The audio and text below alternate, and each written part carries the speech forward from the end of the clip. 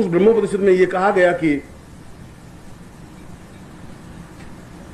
पशु उसको कहते हैं जो शरीर से तृप्ति अनुभव कर लेते हैं, जो शरीर से काम वासना के अनुभव कर लेते हैं, तृप्ति, भोजन की तृप्ति केवल शरीर से कर लेते हैं, वे पशु हैं।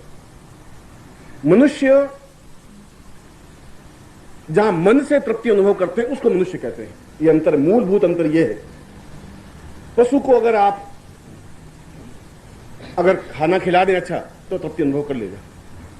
यदि एक भर्तृ ने कहा है कि कृष काण खंज श्रवण रहिता पुच्छ विकलो मही पूय क्लिन्न क्रमिकु सतेरावर्तनु क्षुधा क्षामो जीर्ण पिछ रज कपालार्पित गलह श्रुति मनवेति स्वाम हतमपि च हन्ते मदन।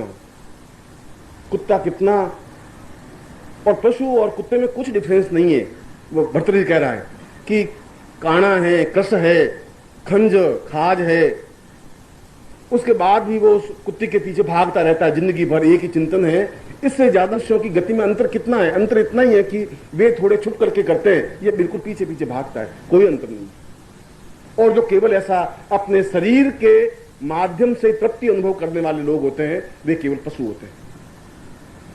मनुष्य वो होते हैं जो मन के माध्यम से तृप्ति अनुभव करते हैं, चिंतन करते हैं, काव्य को समझते हैं, काव्य की परिभाषा को देखते हैं।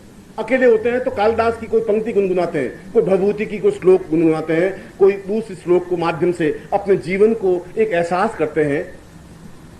मन को संतुष्टि जो प्रदान कर सकते हैं, मगर मन को संतुष्टि वही तो प्रदान कर सकते हैं जिनका मन पर नियंत्रण हो। और देवता वो होते हैं जो आत्मा तक अनुभूति कर सकते हैं, आत्मा के तक पकड़ है जिनकी। ये तीन अंतर है, शरीर, मन और आत्मा। जो शरीर तक शांत है, शरीर की भूख तक ही शांत वे पशु हैं। और वह चाहे दो हाथ पैर का हो, चाहे अच्छा हो, चाहे चंदन का हो, चाहे सुंदर शरीर हो, चाहे अच्छे बाल हो, वह केवल पशु है। हम उसको मनुष्य कहते हैं, वो एक अलग बात। यदि कुत्तों की जमात को अगर पूछें कि भाई ये कौन बैठे हैं, तो उसने कहा कि हमसे गए गुजरे लोग बैठे हैं। हम तो फिर भी जो कुछ करते हैं ओपन करते हैं, खुले करते हैं। ये तो हमसे भी गए बीते हैं, घटिया हैं, वो आप पे हंसते हैं। इसलिए मन के ऊपर अपने आप नियंत्रण करने की क्रिया मनुष्य कर सकता है। आत्माएं और आत्मा के माध्यम से जो अनुभूतियां प्राप्त करता है, वह देवताओं के मान से अनुभूतियां आ सकती हैं। इसलिए कल जो मैं बता रहा था कि हमें देवताओं की आराधना क्यों जरूरी है, क्यों जगदम्बा की आराधना जरूरी है, क्यों 10 महाविद्याओं की आराधना जरूरी है, क्योंकि उसके माध्यम से हम आत्मा को जागृत कर सकते हैं। मनुष्य के हाथ में आत्मा को जागृत करना नहीं है। मन तो जागृत गुरु के माध्यम से हो सकता है।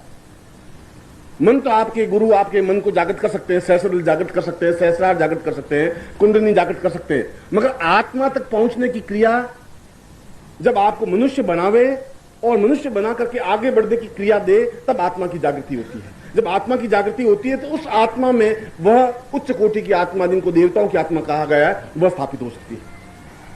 इसलिए व्यक्ति को जहां पशु है वह मनुष्य बनने की क्रिया करे, मन पर नियंत्रण गुरु के द्वारा प्राप्त करे। तुम्हारे मन पर नियंत्रण नहीं है, तुम्हारा आत्मा नहीं है। मन तो अत्यधिक चंचल है, गतिशील है, एक एक क्षण में मन बदलता है। आज मैं कुछ कहूं, घंटे भर बाद फिर आपका मन बदल जाएगा। इसलिए जीवन का एक मूल सत्य दीक्षा कहा गया है। इसलिए कहा गया है कि दीक्षा के माध्यम से ही हम अपने मन पर और दीक्षा के माध्यम से आत्मा पर, मगर मन पर नियंत्रण तो दीक्षा के माध्यम से हो जाएगा। आत्मा को पकड़ने के लिए, आत्मा तक पहुंचने के लिए पूर्ण कायाकल्प का होना आवश्यक है। कायाकल्प, काया का मतलब शरीर नहीं, शरीर के प्रत्येक अणु, परमाणु और क्रियाएं, समस्त चैतन्य।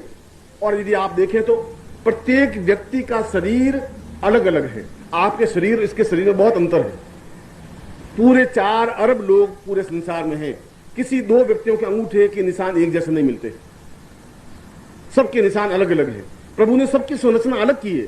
यही नहीं, कब्रों में से निकाल निकाल के 100 साल के कब्रों में से निकाल के उन अंगूठों के देखें तो उनके निशान भी आपके निशानों से अलग है। किसी भी 2 व्यक्ति के निशान एक जैसे नहीं मिल सकते। कोई भी 2 व्यक्ति एक जैसे नहीं हो सकते। और साइंटिस्ट तो यहां तक पहुंचे हैं, यहां तक गए कि किसी व्यक्ति का खून दूसरे व्यक्ति खून से मिल ही नहीं सकता। ग्रुप तो अलग है, ब्लड ग्रुप ए और बी और सी और डी हो सकता है, पर एक ग्रुप के भी 1000 टुकड़े हैं, 1000 हिस्से हैं। एक जैसा खून, एक जैसी नाक, एक जैसी आंखें, एक जैसा चेहरा, एक जैसे विचार है ही नहीं। मगर मन सबका एक जैसा है। मन सबका एक जैसा भागता है, एक जैसी क्रिया करता है, एक जैसा विचार ही करता है। उस पर नियंत्रण दीक्षा के माध्यम से हो सकता है। और दीक्षा के माध्यम से नियंत्रण प्राप्त करने के बाद उसकी अगली स्टेज, अगली क्रिया आत्मा को उसके हाथ में सौंप देने की क्रिया है। देखिए, दोनों में अलग बात कह रहा हूं। मन पर नियंत्रण प्राप्त करना जरूरी है गुरु के शब्दों के माध्यम से, मंत्रों के माध्यम से, क्योंकि मंत्राधीना से देवता, सारे देवता, सारे मन के क्रियाकलाप मंत्र के माध्यम से ही नियंत्रित हो सकते हैं। अगर वो मंत्र सही है, अगर उच्चारण सही है, अगर चिंतन सही है, यदि मैं आपके शरीर को भेद करके अंदर पहुंचने की क्रिया जानता हूं, अगर अभिमन्यु को ज्ञात है कि इस चक्रव्यूह में कैसे घुसा जा सकता है, वह ज्ञात तो सहदेव को नहीं था, वह ज्ञात तो भीम को नहीं था, नकुल को नहीं था, और किसी को था भी नहीं। जिसको ज्ञात है वही तो घुस सकता है, और जो घुस सकता है वह गुरु है। इसलिए मैंने इन 3-4 दिनों में आपको ये समझाने की कोशिश की कि आपका जीवन अपने आप में एक मूल्यवान जीवन है। ये जो आदमी दीक्षा क्रम रखा है, ये ब्रह्म दीक्षा या ब्रह्मांड दीक्षा जो रखा है, इस ब्रह्मांड दीक्षा का मतलब ये नहीं कि मैं आपको दीक्षा दी समाप्त हो गए।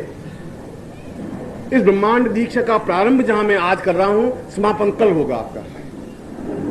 दोनों क्रियाएं, पूर्वार्ध उत्तरार्ध। आज पूर्वार्ध क्रिया आपके सामने कर रहा हूं, कल उत्तरार्ध क्रिया समापन होगी, जहां पूर्ण कायाकल्प हो सकेगा, जहां पूरे शरीर का रक्त, पूरे शरीर की चेतना, पूरे शरीर के अणु परमाणु सारे आत्मा में विलीन हो सकेंगे। जहां आत्मा में विलीन हो सकेंगे, क्योंकि आत्मा तो अपने आप में समस्त तत्वों को निचोड़ है, आपके जीवन का सारा सारभूत तथ्य है।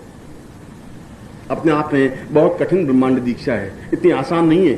शरीर से चलकर के आत्मा तक पहुंचने की क्रिया है, पशु से चलकर के देवताओं तक पहुंचने की क्रिया है, देवता बन जाने की क्रिया है, अपने आप में देवत्व स्थापन करने की क्रिया है।